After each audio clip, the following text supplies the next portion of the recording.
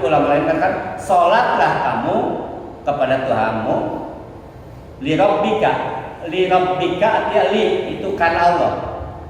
Jadi sholatlah kamu karena Allah, doalah kamu kepada Allah, perkuatlah hubunganmu kepada Allah. Fasholli lirabbika. Kalau kita artikan sholat, maka jangan pernah kita tinggalkan sholat. Jadi sholat ini bukan untuk kita bebankan sebagai sebuah kewajiban, tapi sebagai rasa syukur. Sholat kalau buat kita sebagai penghapus dosa, tapi kalau buat Rasulullah itu sholat bukan penghapus dosa. Karena Rasulullah sudah pasti dijamin masuk surga, boleh masuk. Bahkan kunci surga yang dipegang oleh Rasulullah yang megang kunci surga. Nah, tapi sholat dari Rasulullah itu sebagai ungkapan rasa syukur ini. Karena sudah dikasih al-Kausar sama Allah, maka Rasulullah sholatnya luar biasa, istighfarnya luar biasa. Ada yang nanya, untuk apa sih kita sujud? Sebenarnya sujud itu untuk memproklamirkan diri kita, mengakui diri kita bahwa kita itu seorang hamba. Jadi kalau kita ngaku seorang hamba, yang namanya hamba itu harus bersujud. Itu memang esensi seorang hamba itu harusnya tunduk, patuh, sujud. Jadi sujud kita itu tidak semata-mata karena kita punya kewajiban, tapi untuk memproklamirkan diri kita mesti tahu kalau ya Allah saat ini hamba, maka aku sujud. Makanya banyak orang-orang nanti di akhirat dia disiksa oleh Allah. Kenapa? Karena dia nggak ngakui kalau dia hambanya. Walaupun dia ngaku saya hamba Allah, bahkan ketika melisting nih hamba Allah, tapi nggak pernah sujud, bullshit. Karena bukti dia sujud, bukti dia hamba Allah, bukti ngaku dia hambanya Allah, dia adalah meletakkan jidatnya ke tanah, sebagaimana yang Allah perintahkan kepada manusia untuk bersujud, sebagai bentuk kepatuhan dan bentuk penghambaan. Dulu iblis itu kenapa diusir? Iblis itu diusir, kenapa? Disuruh sujud ke Adam. Sebenarnya kalau iblis itu sujud, bukan dia nyembah Adam, tapi dia menyatakan benar aku ini hambamu. Sebagai bentuk pengakuan saya sebagai seorang hamba, saya buktikan dengan cara saya bersujud. Maka ada kata-kata indah, sujud itu adalah kita berbisik ke bumi, tapi suara menggetarkan. Bisiknya ke bumi, tapi getarnya sampai ke langit. Nah, orang yang nggak pernah sujud inilah yang nantinya akan karena pada dasarnya, pada hakikatnya, sujud adalah pengakuan diri kita sebagai seorang hamba. Hamba Allah, betul. Mana buktinya? Sujud. Iblis nggak diakui sebagai hamba Allah, kenapa? Karena nggak mau. Jadi kalau ada orang yang nggak mau sujud, berarti dia sedang memproklamirkan dirinya bahwa saya bukan hambanya Allah. Selesai. Itu aja patokannya. Selagi dia masih mau bersujud, apapun madhabnya, apapun fikihnya, apapun pendapatnya, selagi dia masih sujud kepada Allah, itulah hamba Allah. Tapi walaupun ilmu dia tinggi, dalil dia banyak, kemudian argumentasi dia cukup kuat, tapi nggak pernah menundukkan wajahnya ke bumi, nggak pernah sujud, itu bukan Allah. Jangan dengerin. Itu bukti. Karena kalau bicara ilmu, iblis lebih alim, Pak. Kalau bicara ilmu, iblis lebih alim, lebih jago. Bahkan iblis lebih hebat daripada Anda. Kita menjaga sama jin yang kita kalah. Sama jin iblis deh. Iblis itu kan ada buahnya iblis, kita tidak kalah. Jadi kalau masalah kepintaran, kealiman, iblis itu jauh lebih hebat. Kenapa? Iblis itu dosanya langsung Jibril. Dosanya langsung Jibril yang ngajar. Nanti kita bahas masalah iblis seperti dengan Azazil kan ke depan. Nah, fasholli lirabbika artinya salatlah kamu karena Tuhanmu. Wanhar. Nah, makanya dikatakan ya, maka kerjakanlah sholat fardu dan sholat sunatmu, menurut Ibnu Katsir, dengan ikhlas karena Allah, dan juga dalam semua gerakanmu hendaklah kamu lakukan semuanya karena Allah. Maka di dalam hadis disebutkan Ayat pertama kali itu apa? Iqra bismi rabbik. Bacalah dengan nama Tuhan. Bahkan dalam hadis dikatakan setiap perbuatan yang baik tidak diawali dengan bismillah bahwa rasul akan ditolak, akan putus, nggak dapat rahmat, nggak dapat pahala. Jadi ketika kita mengakui diri sebagai hamba Allah, dalam arti kita sadar selalu niatkan karena Allah, kerja niatkan Allah. Udah dan ibadah aja Pak. Apa? Buat laki-laki itu kerja bukan cuma sekedar cari duit, tapi harga diri. Ya elah nganggur di belakang gitu kan. Tapi kerja itu kita beribadah. Kan jelas hadisnya. Barang siapa yang keluar dari rumah untuk mencukupi nafkah anak istrinya, satu tetes keringat itu menghapus dosa. Satu langkah kaki dari rumah itu menghapus dosa. Kalau kita niatkan karena itu, selain dapat rezeki juga dapat pahala dan menghapus dosa. Tapi kalau kita keluar dari rumah semata-mata cari duit, yang dapat duit doang, itu pun kalau dapat. Jadi jangan sampai kita keluar dari rumah, duit kagak dapat, dagangan kagak laku, pahala nggak dapat, dosa nggak diampuni, kan rugi. Lebih baik kita sekaligus dapat tiga-tiganya tuh, sekali mendayung, 2-3 pulau terlampau. Ya udah, ibadah aja kerja karena Allah. Bagaimana kerja dengan Allah? Solehlah dalam pekerjaan. Apa ciri orang yang soleh itu adalah ingat, nggak boleh kita wailul lil mutaffifin. Ada tuh Al-Quran. Wailul lil mutaffifin. Celakalah para pedagang. Siapa yang bermaksud itu? Alladzina yaqtalun aw wajanun. Orang yang suka mengurangi timbangan. Itu buat para pedagang. Kalau pekerja bagaimana? Suka mengurangi waktu kerja. Masuk jam 8, jam 9. Ngurangi waktu kerja nggak? Masuk tuh ancaman neraka wail. Pulang jam 4, di jam 3 dicabut, jam 2 udah di mall. Selesai pulang jam 4. Itu pun sama mengurangi waktu. Kalau dagang mengurangi timbangan, kalau bekerja mengurangi waktu. Itu adalah golongan orang-orang al-mutaffifin. Masih diancam Pak. Kerja tuh, ya. Makanya solehlah dengan apa yang kita punya. Wanhar. Sorry Wanhar, ini masih yang tadi. Wanhar itu artinya dan sembelihlah korbanmu. Makanya setelah kita sholat, ini disebut dalam dalil Idul Adha ya. Setelah sholat maka berkorbanlah. Jadi kalau kita mau terjemahkan tafsir kontemporer, kalau Al-Qausar ini kan kalau bicara talaga itu hanya buat Rasulullah. Tapi para ulama kontemporer itu memiliki penafsiran yang berbeda. Jadi maksudnya Al-Qausar itu adalah nikmat yang banyak. Kami telah berikan kepada kamu nikmat yang banyak.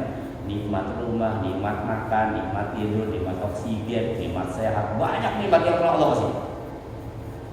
Pasti kurang. Coba lihat corona kemarin, buat pelajaran buat kita. Ternyata oksigen itu beli. Bener kan? Mahal, rebutan, begitu dapat itu oksigen. Uang kita banyak, ya kan? Begitu bisa dapat oksigen. Padahal orang miskin yang nggak kena corona gratis. Tapi Allah uji tuh, uang nggak ada artinya saat itu. Kita kenal lah kemarin cerita-cerita bagaimana orang kaya itu nggak diterima di rumah sakit. Padahal uangnya kan banyak, oksigen harus beli. Nah sementara kita nggak perlu oksigen beli. Nah sudah banyak Allah kasih nikmat kepada kita. Nah sebagai ucapan terima kasihmu, Allah cuma minta 2. Allah ngasihnya banyak nih. Harta, rumah, istri, anak semua dikasih sama Allah. Cuma Allah minta 2. Yang Allah minta fasolli di rabbika wadah. Udah cuma 2. Salatlah kamu dan berkorbanlah. Udah cuma 2. Kita dapatnya banyak, yang diminta cuma 2. Hal ini senada dengan disebutkan dalam ayat lain. Allah berfirman dalam Al-Quran, ya surah Al-An'am. Qul inna salati wa nusuki wa mahyaya wa mamati lillahi rabbil alamin. La syarika lahu wa bidzalika umirtu wa ana awwalul muslimin. Katakanlah sesungguhnya salatku, ibadahku, hidupku dan matiku hanyalah untuk Allah Ta'ala, Tuhan semesta alam, tiada sekutu baginya, dan demikian itulah yang dikerjakan kepadaku, dan aku adalah orang-orang yang pertama-tama menyerahkan diri kepada Allah. Jadi Allah pengennya itu aktivitas apapun karena Allah. Itu jelas ayatnya. Inna sholati salatu wa nusuki, ya. Nusuki itu sama dengan dia dengan hidupku, memati, lillahi rabbil alamin. Jadi semuanya itu harus karena Allah Ta'ala.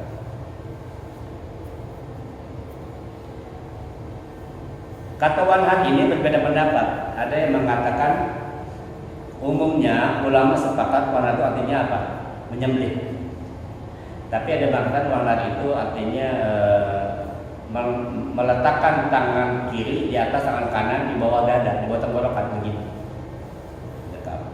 Ada juga yang mengatakan meluruskan tulang punggung setelah ruku, arti iktidal. Arti Wanhad. Jadi banyak pendapat. Nah, cuma ulama sepakat para ahli tafsir, ya, sebut dalam Wanhad ini adalah berkorban. Korban apa? Ya, itu sembelihan, ya, korban sembelih. Wala taqulu bima lam yuzkar ismallah alaihi wa innahu lafisqun. Dan janganlah kamu memakan binatang-binatang yang tidak disebut nama Allah ketika menyembelihnya. Nah, makanya hati-hati dong. Kita beli daging, beli ayam, itu hati-hati, takutnya nyembelihnya nggak pakai nama Allah. Nah, kadang-kadang bukan disembelih malah Pak, diapain? Setrum. Itu kalau lihat pabrik ayam di luar. Ya mau disembelih kan? Disetrum, bahkan ayam masih itu dia direbus aja. Itu matinya itu bukan karena disembelih. Udahnya mati yang udahnya buka, udahnya nggak nyebut nama Allah, nggak disembelih pula. Jadi nahar itu artinya nih dua tenggorokan. Jadi dia putus karena dua tenggorokan pernapasan dan saluran makan. Nah, kalau tidak disembelih itu, ya, makanya lebih senang itu kalau bisa beli ayam mah potong sendiri, atau beli yang nggak pakai disembelih apa? Ikan makan bangkainya aja halal, nggak perlu disembelih. Ikan mati itu boleh, nggak perlu disembelih. Nah, kemudian bagaimana kalau kita sudah kelupaan, gitu kan? Nah, sebelum makan baca bismillah, insya Allah dimaafin. Ya, kita nggak tahu proses potongnya kan? Kita harus aja, wah ini yang potong orang Islam lah, gitu. Kita yakin percaya bahwa itu nah, untuk mencegahnya menetralisir, maka kita ketika makan baca bismillah. Usul baca doa Allahumma barik lana fi ma razaqtana wa qina adzabannar. Nah, kemudian langsung lanjut ke ayat yang ketiga. Jadi ingat tuh, Allah sudah kasih nikmat banyak kepada kita, ya Allah minta cuma dua, apa? Salat dan berkorban. Korban apa? Waktu, ya korban harta, kan gitu kan. Allah sudah kasih kita banyak. Kalau kemarin kita bilang kan gini, harta itu adalah titipan, kan gitu kan ya. Harta titipan. Lalu yang nitipin minta disalurin. Masa kita nggak ngasih? Kata gini, saya titip, Mas Bayu dititipin ke saya, Ustaz, dititipin nih 1 juta. Nanti tolong kasih Pak Bambang 10.000. Pak Anton 10.000, Pak Edi 10.000 ya. Ya. Saya nggak kasih, karena kasih uang saya. Marah nggak? Itulah logika orang yang nggak mau zakat. Orang nggak mau sedekah.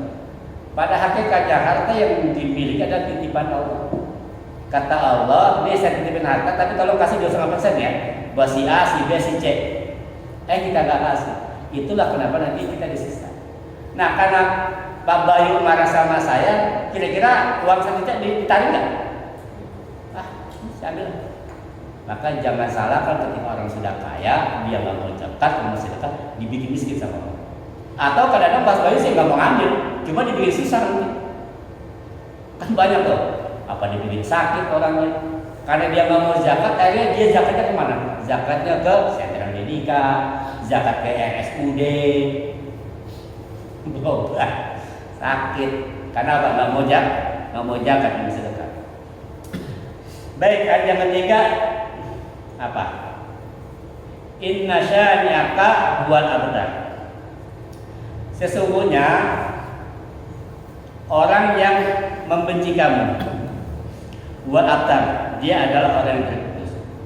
Jadi kita gini, Rasulullah itu kan di tradisi Arab, ketika seorang tidak memiliki anak laki-laki, ya nggak punya anak laki-laki, maka dia diyakini nasabnya terputus, nggak punya keturunan. Sebenarnya abtar.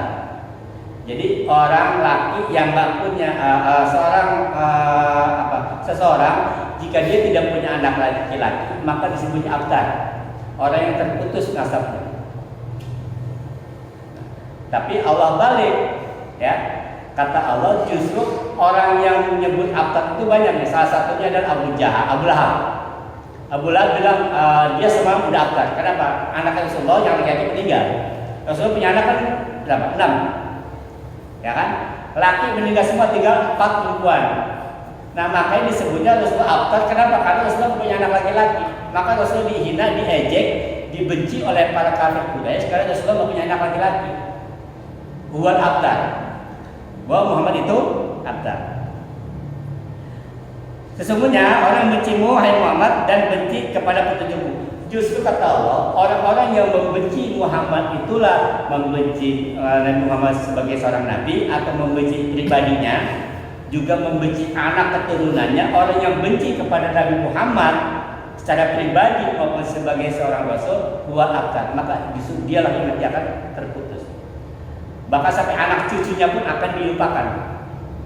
Coba kita lihat Abu Jahal, keturunannya mana? Dikenal nggak?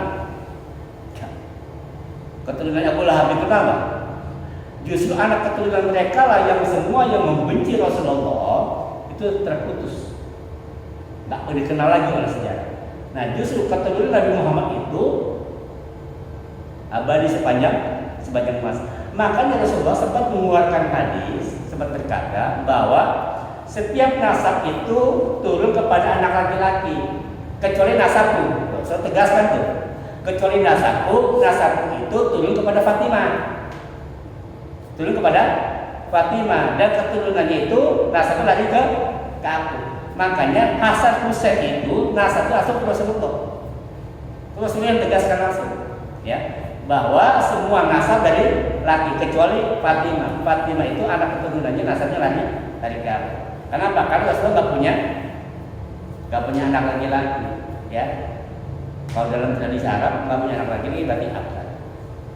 Nah, jadi yang sekarang masih berkembang sampai saat ini kita mengenal ada namanya Sayyid, ada Syarif, atau kalau dari garis Ba'alwi disebutnya Habib. Itu adalah orang-orang yang dipercaya memiliki garis keturunan langsung darah Rasulullah SAW. Jadi yang perlu dipahami oleh kita adalah keturunan Rasulullah itu sebenarnya itu bukan cuma habaib, bukan cuma habib. Ada juga gelar-gelar yang diberikan oleh keturunan Rasulullah itu. Yang pertama Sayyid. Sayyid itu keturunan Rasulullah. Yang kedua Syarif, keturunan Rasulullah. Sayyid ini biasanya dari keturunan Sayyidina Hasan. Kita tahu Sayyid Ali Al-Maliki Mekah, ya kan? Dan Sayyid Abdul Qadir Jalani itu keturunan dari Al Hasan. Makanya zaman dulu itu Rasulullah itu Hasan Husain bukan disebut Habib Hasan Habib Husain, tapi Sayyid Hasan dan Sayyidina Husain. Ada nggak Habib Hasan Habib Husain? Kan? Sayyidina Hasan dan Sayyidina Husain. Lalu dari keturunan Husain itu keturunannya dulu disebutnya Syarif. Kita mengenal ada namanya Syarif Hidayatullah. Dan dengar Sunan Gunung Jati. Nah itu Sunan Gunung Jati keturunan Sayyidina Husain, ya, sebutnya gelarnya Syarif. Nama aslinya Hidayatullah, coba gelarnya Syarif karena dia keturunan Rasulullah. Nah, adapun Habib itu masih keturunan Rasulullah, Jalur Husain dari Bani Ba'alawi. Jadi nanti Sayyidina Muhajir Ahmad bin Isa hijrah dari Baghdad ke Yaman, ya kan? Nanti punya anak namanya Sayyid bin Ibad, punya anak lagi Fatimah Muqaddam, nanti punya anak lagi ada namanya Ubaidillah ini punya anak Ali. Nah, dari keturunan Alwi inilah yang dicatat oleh ahli nasab dengan gelar Habib, gitu. Jadi sebenarnya ada di luar Habib yang bukan ada di luar Habib yang keturunan Rasulullah. Contoh Wali Songo. Wali Songo itu kebanyakan itu Sayyid dan Syarif. Ada Sayyid Maulana Ishaq, Sayyid Maulana Malik Ibrahim, Sunan Gresik, Sunan Ampel, itu adalah keturunan Rasulullah dari jalur Sayyidina Hasan. Cuma dia nggak pakai gelar Habib, dia memang bukan Habib. Kenapa? Karena Wali Songo itu bukan keturunan Ba'alawi. Nah, kita belajar di bahasa sana. Habib itu keturunan Rasulullah dari Bani Ba'alawi. Ba'alawi itu baru ada setelah